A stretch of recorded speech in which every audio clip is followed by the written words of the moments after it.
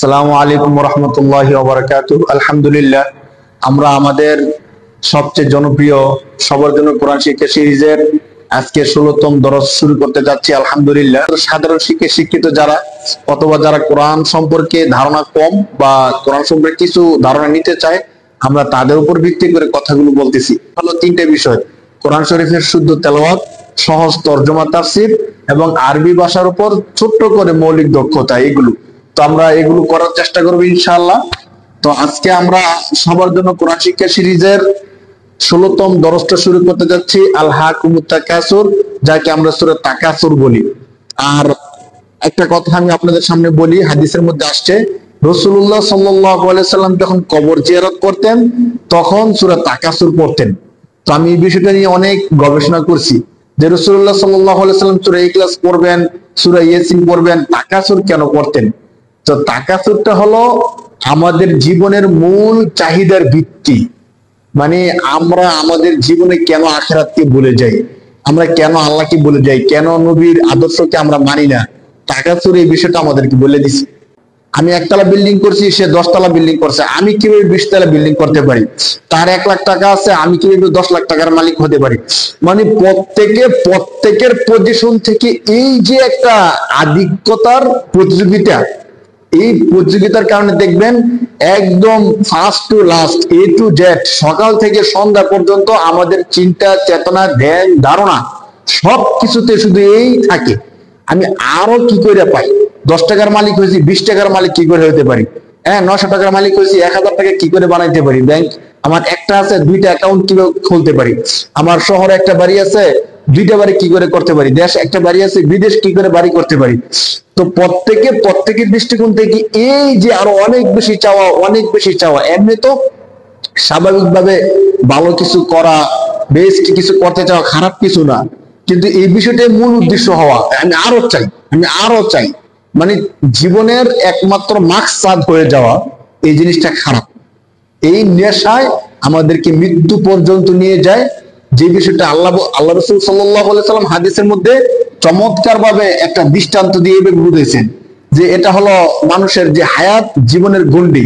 তো মানুষের হায়াতের গণ্ডি, জীবনের গণ্ডিটা ধরেন এমন একটা গুল দাগ দিয়ে রাসূলুল্লাহ সাল্লাল্লাহু আলাইহি সাল্লাম বুঝিয়ে দিয়েছেন যে মানুষের আশা আকাঙ্ক্ষা, জীবন, হায়াত, চাওয়া পাওয়া এগুলো ঠিক এমন থাকে।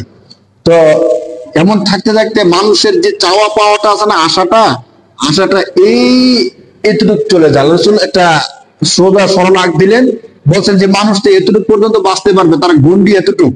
তো এতটুকু তার যে আশা চাওয়া পাওয়াটা, এই তার হায়াতকে ডিঙ্গে এতটুকু চলে যায়, অর্থাৎ সে মরে যায় কিন্তু তার চাওয়া পাওয়াটা কি হয় না, শেষ হয় না।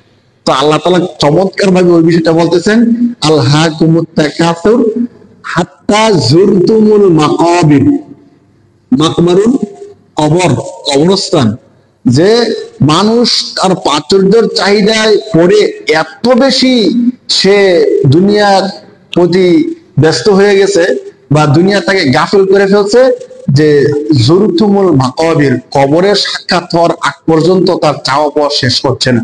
কবর জিয়ারত করতে যাবো, সূরা তাকাসুর পড়বো, শুধু পড়বো না, তরজমা তাফসীর বিশ্লেষণ জেনে যখন আমরা পড়বো তখন আমি অনুধাবন করতে পারবো। কিন্তু আমি মন্ত্রমগ্নের মতো দ্বারা পড়লাম যে আল হাকুমুত তাকাসুর হাত্তা জুরতুমুল মাকাবির, আমি জানলাম না যে মাকাবির মানে কবর বলতেছেন। হ্যাঁ, এবং এই বিষয়গুলো বলতেছে, তাহলে এর দ্বারা আমি কি শিক্ষাটা নেবো ভাই? কোরআন শরীফ না বুঝে পড়লেও সওয়াব, অবশ্যই সওয়াব, কিন্তু আল্লাহ তাআলা আমাকে কি বুঝাতে চাচ্ছেন, এই আয়াতগুলোর মাধ্যমে আল্লাহ আমাকে কি মেসেজটা দিতে যাচ্ছেন আমি কিছুই বুঝলাম না। তাহলে আমি উপদেশটা নিব কি করে? আমাকে কেউ একটা পৃষ্ঠা ইংরেজি দিল, সেখানে আমাকে অনেকগুলো উপদেশ দিল, তো আমি ইংরেজিটা দেখলাম, পড়লাম, কিন্তু ইংরেজি অনুবাদ জানি না। তাহলে আমি এখানে পড়া না পড়ার মধ্যে কি ফায়দা থাকে ভাই? আমি তো কিছু বুঝলাম না আমাকে কি বলছে। তো মহান আল্লাহ আমাকে এত চমৎকার একটা মেসেজ দিলেন যে বান্দা, দুনিয়ার অসুস্থ প্রাচুর্যের প্রতিযোগিতা তোমাকে ধ্বংস করে দিচ্ছে, কবরে যাওয়ার আগে তোমাকে সে মুক্তি দিবে না। তুমি যদি মুক্তি পাইতে চাও, আমি রবের কথা শোনো। তো আমি তো রবের বিষয়টা বুঝলামই না, আমি রবের কথা শুনবো কি করে? এই জন্য বলবো যে অবশ্যই রবের মেসেজ গুলো আমরা বুঝার চেষ্টা করি। সত্যিকার দুনিয়াতে মুক্তির জন্য, আখিরাতে মুক্তির জন্য আমার রবের মেসেজ গুলো আমাদেরকে বুঝতেই হবে। আমাকে বুঝতে হবে, আমার পরিবারকে বুঝতে হবে, আমার বন্ধু বান্ধবকে বুঝাতে হবে।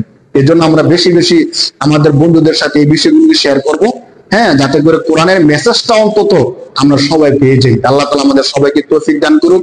আমরা শেষ পর্যন্ত যাওয়ার চেষ্টা করব, সে পর্যন্ত আমাদের সাথেই থাকেন। আসসালামু আলাইকুম ওয়া রাহমাতুল্লাহ।